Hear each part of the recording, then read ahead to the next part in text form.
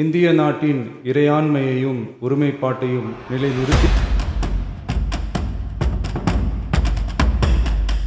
ஆச்சி மசாலா எந்த சமையலும் ருசி தேடும் ரகசியம் 20 ரூபாய். நேற்று மே 4ஆம் தேதி தளபதி விஜய் சிஎம்மா பதவியேற்று இப்போ முதலமைச்சர் விஜயா அவர் ஆகியிருக்கிறாரு. ஆனால் இன்னைக்கு மே 11ஆம் தேதி தான் தளபதி விஜய் முதல் முறையாக சட்டசபைக்கு வந்திருக்கிறாரு. சட்டசபைக்கு வந்து தன்னுடைய எம்எல்ஏ ஓத்தை எடுத்திருக்கிறாரு.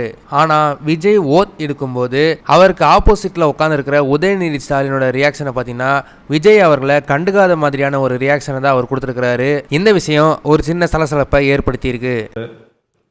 சி. ஜோசப் விஜய் எனும் நான் சட்ட முறைப்படி நிறுவப்பெற்றுள்ள இந்திய அரசமைப்பு சட்டத்தில் உண்மையான நம்பிக்கையும் பற்றுறுதியும் கொண்டிருப்பேன் என்றும் இந்திய நாட்டின் இறையாண்மையையும் ஒருமைப்பாட்டையும் நிலைநிறுத்துவேன் என்றும் நான் மேற்கொள்ள இருக்கும் கடமையை நேர்மையுடன் நிறைவேற்றுவேன் என்றும் உளமாற உறுதி கூறுகிறேன்.